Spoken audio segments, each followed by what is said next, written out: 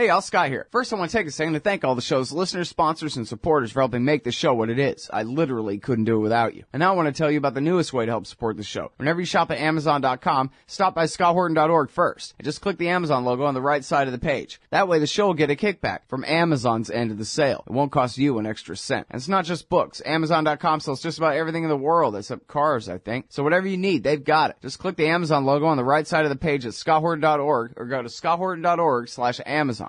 All right, you guys, welcome back to the show. I'm Scott Horton. It's my show, The Scott Horton Show. Our first guest up today is Michael Schwartz, regular at TomDispatch.com. He teaches sociology at Stony Brook University, and he's the author of Radical Protest and Social Structure and the Power Structure of American Business. And then he also wrote the book War Without End, focused on oil and Iraq. And here he is at TomDispatch. Israel, Gaza, and energy wars in the Middle East. Welcome back to the show, Michael. How are you doing? Good. Really terrific. Glad to be here. Good to have you back on the show. Apologies if you can hear chainsaws and men talking in the background. There's a construction site going on next door, and that might just be a part of this interview, but that's okay by me, but just letting you know so you're not taken by surprise. All right, so very important piece here. The great game in the Holy Land. You know, everybody, I don't mean to confuse you, but there's always two essays and two titles for everything at TomDispatch.com. The Great Game in the Holy Land, how Gazan natural gas became the epicenter of an international power struggle. So go ahead and take it from the beginning. Who discovered natural gas offshore Gaza and when, and what's the deal? Well, there were rumors about it. I don't know how far back it went into the 1980s. But, you know, the natural gas wasn't the resource that it is now. You know, it's become sort of the primo new resource. And so it wasn't really looked upon as some kind of a great resource that people ought to compete over the way they already were over oil and been fighting for 70 or 80 years over oil, and especially in the Middle East. So when the Oslo Accords were signed, the gas offshore from Gaza was just allocated, the possible gas at that point was just allocated to the new Palestinian Authority as sort of one of the concessions that Israel was making right at the time, you know, as part of their projected withdrawal of their occupation of all Palestinian lands. But then, you know, it took about 8 years or so for the Palestinians to get it together, and they brought in British gas, which is the British natural gas equivalent of BP. It's a very large international gas company with all of the facilities of that.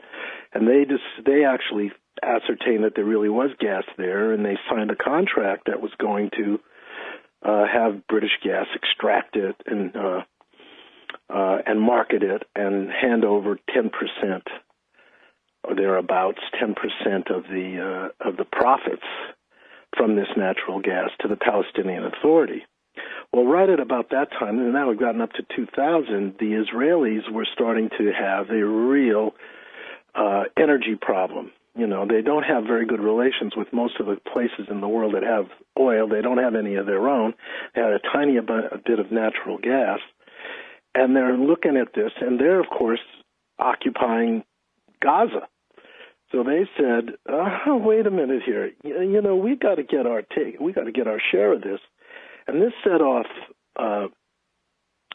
something that's been going on now for 15 years, which is the Israelis demanding that basically they get that gas. I mean, they had all different iterations of what they were demanding, but basically what they were saying is that the gas that's extracted by First British Gas, right, would be delivered to Israel, and that whatever share the Palestinians were going to get of the revenues would also be delivered to Israel, and that Israel would dole it out to the Palestinians. And now, what year are we talking about again here, Michael? Well, at this point in the story, the first deal was going to come down in 2000, and the Israelis, you know, were patrolling the waters that were going to be drilled, right? And they said, well, we're not going to allow this to happen because you're going to just take this gas, you're going to ship it over to Egypt. The Palestinians are going to get some of it. The Palestinians are going to get about $1 billion over the next few years out of it, and we don't want them to have any of that. The reasons they gave were that, first of all, they needed the gas, and so they wanted the gas to be delivered to them. And secondly, that they couldn't let the Palestinians have anything because of the money, because they would just use it to attack Israel. But of course, what they were really saying is that this is a resource that we've conquered, and we want to control it. And so we've gone sort of forward from them. There's been iterations of negotiations, and basically what the Israelis were willing to give the Palestinians was a claim on a certain proportion of the revenues, a claim on a certain proportion of the actual gas, but that Israel should be in control of both of these things and dole them out according to what they thought the Palestinians deserved. And the Palestinian Authority, which was established under the Oslo Awards back in the 90s, right, would never agree to that because they were already experiencing what the occupation looked like, and that meant that the Israelis would starve them of all these things. So they would always refuse this, and then the Israelis would say, okay, now nothing's going to happen. Well, the most important moment was in about 2007 when, by now, Tony Blair is the organizer and the negotiator on behalf of British Gas and behalf of Europe, actually.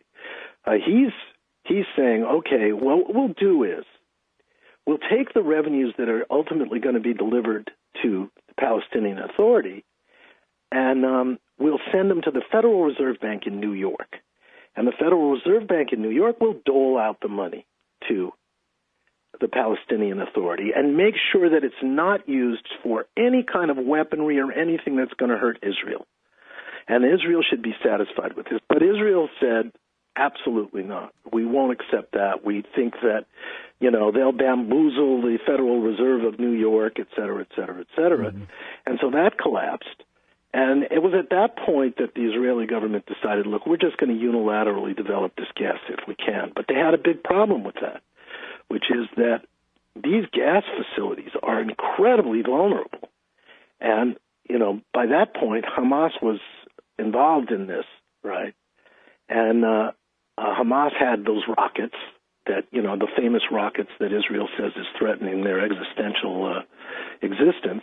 But those rockets, while they can't really threaten Israel in any serious way, they are capable of taking out any oil facility. And so they said, okay, we're going to have to get rid of the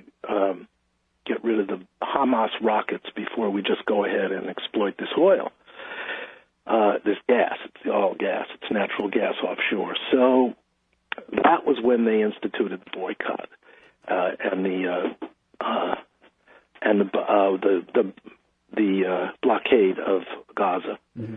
and put Gaza on what they called a diet, right? Right, and now so you're saying this is why Sharon pulled the settlers out and ended the occupation of Gaza, was so that he could put it under this blockade, and it was all about the gas. Yeah, right. The idea was, look, we can't blockade our settlers, so we have to let them out. And so they're out, and now we start the blockade. Mm-hmm.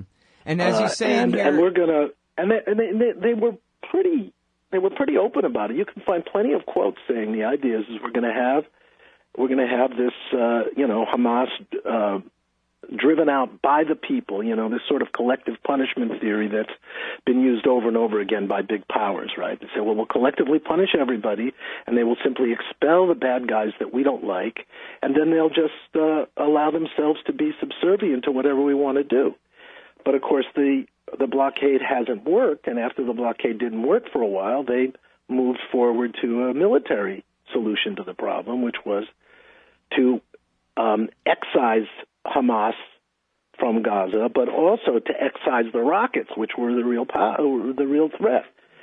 And that didn't work with Operation Cast Lead. The only thing that Operation Cast Lead involved was to inflict incredible collective punishment on the Gazans, even worse than the the blockade, which was bad enough. Right? All right, now hold it right there. When we get back, y'all, we'll have more with Michael Schwartz, author of this great one for TomDispatch.com. You can also find it at antiwar.com under Tom's name, Israel, Gaza, and the Energy Wars. Hey, y'all, Scott Horton here for Liberty.me, the social network and community-based publishing platform for the liberty-minded. Liberty.me combines the best of social media technology all in one place and features classes, discussions, guides, events, publishing, podcasts, and so much more.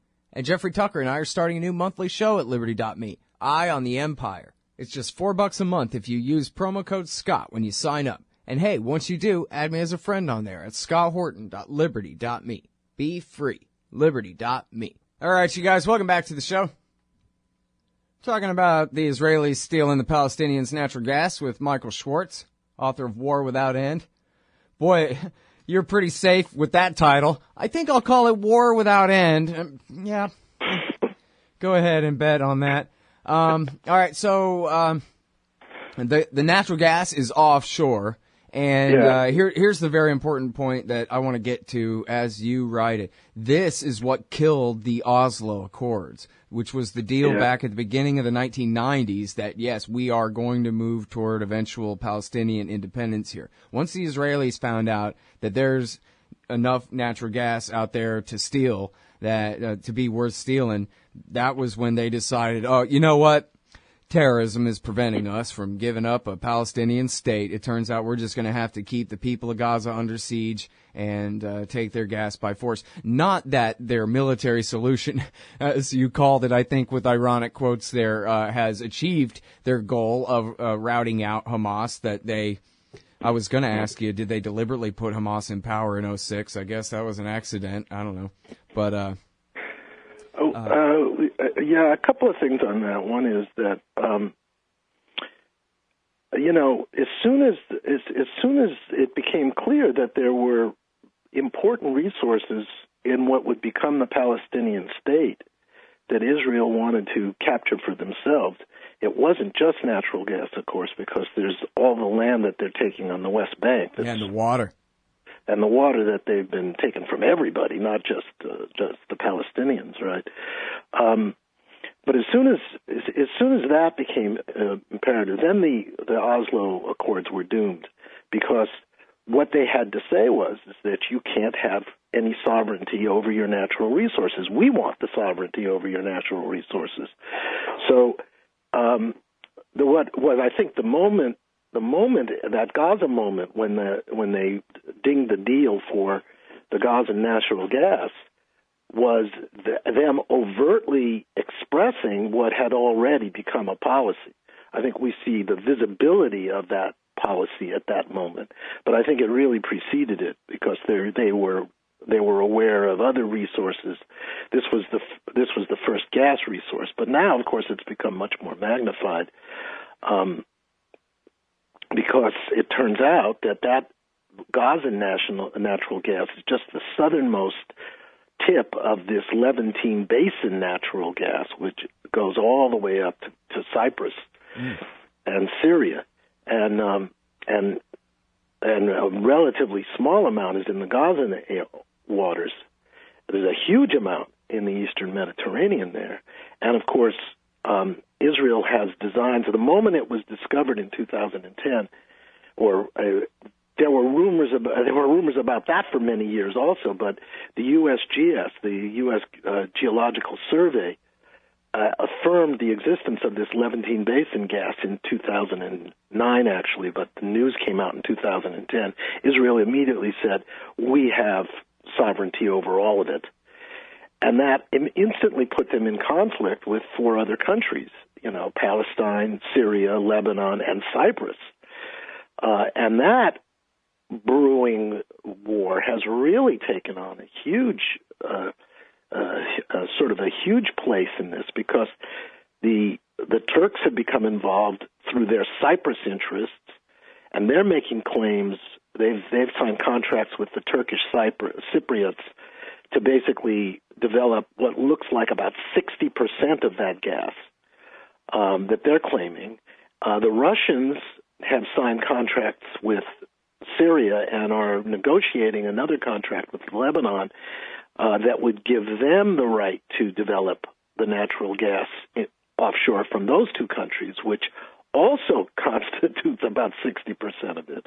And both of them are building up their navies there. Both Turkey and Russia are building up their navies there. Israel has been building up their navy since 2010 when they discovered this stuff, because they feel like they need the navy in order to get the gas. And so what you're really developing is a kind of World War I situation in which there's this tremendous military buildup all around the territorial claims of these various now much larger powers, right? You know, before it was Israel and a bunch of little guys that they could beat up on. Now it's Israel, Turkey, and Russia, all involved, and each with their ally inside the area. Israel, of course, they are inside the area, and the Palestinians have just signed an exploration contract with Gazprom, the Russian gas company, to take that natural gas and now take it unilaterally themselves. But the latest of the Gazan wars, right, seems to have at least deterred Gazprom from beginning that exploration, because just as the Palestinians have always been able to maintain just enough of a military deterrent so that Israel can't. Now Israel has a military deterrent to stop Gazprom from mining the gas on behalf of the Palestinians. So it's all staying in the ground. I mean, there's a kind of, every cloud has a silver lining, because as I say in the article, if they actually extracted 130 trillion cubic feet of natural gas from the eastern Mediterranean and pumped it into the atmosphere, that would be just the right amount to make sure that we never could reverse the climate change. Hell, I'm not worried about that, man. I want to see the people of Gaza paid and their society rebuilt after Israel smashed it over and over and over again. Yeah, how about we'll ban the Israelis from burning all fossil fuels from now on, if you want to worry about that crap? But the people of Gaza deserve reparations for what they've suffered here. Yeah, sure. I agree with you there, but I think the reparations should come from Israel and rather than come from the natural gas, Well, whatever. But still, I mean, I understand your point, but it seems important that, as you say, that the policy of keeping the Gazans specifically under siege here and scotching the whole deal toward a Palestinian state is all about stealing this gas. And then so that includes the siege, as you say in the article, to the deliberate stated policy of keeping the people of Gaza, which is a majority under 18, a majority minors, to keep them on a diet. Not starving, but hungry, and then bombing the crap out of them every couple of years. This is all just about Grand Theft CH4. It's crazy. But there's another element to this that I think is, in some ways, is even more ominous than this. Is that back in 2004, Mubarak said that he might be willing to donate a piece of the Sinai Desert to the Palestinians, and then the Israelis could just drive them out of Gaza and various places on the West Bank and send them over there. That died right away because the world said you can't really be serious about this. But there's been a flurry in Israel in the last year of exactly that same proposal. Either news reports saying that the new Egyptian government has renewed the offer, or just parliamentarians and other highly visible leaders in Israel saying this is what we have to do. We have to just drive the Gazans right out of the Gazan Strip and just annex it to Israel. And that kind of ethnic cleansing, which of course is should be so familiar to us because it is precisely what the Europeans in North America did to the indigenous peoples, right? Just constantly relocating them as soon as there was some resource they wanted. This is now becoming a kind of current in the public debates around Israel as a way of, quote, solving their problem, right, which is to say to engage in, a kind of systematic ethnic cleansing that would actually remove all the Gazans from the Gaza Strip and move them into some arid place in the middle of the desert where they could die off, quietly. Of course, they won't die off quietly. They'll fight, but so the Israelis are now bringing into the public debate an even more drastic and even more brutal and even more genocidal policy as a talking point. Yeah. You know, they haven't started to do it. Normalizing the idea. Yeah. Getting it out there, yeah. And people look at a map, Sinai, that's just no man's land out there where Bedouins starve, you know. There's nothing going on there. That's a fate worse than death for the people of Gaza at this point, who 80% of them are refugees from the rest of what's now called Israel, which is their home. Right. And as far as the Indian thing, I'm glad you brought up the thing about the Native Americans, because I hear Zionists using that as an excuse. But in fact, in this society, it's kind of a super majority sorry about that kind of a thing now that it's too late, where Americans have decided that, you know, geez, if we had a do-over, maybe we wouldn't have murdered them all.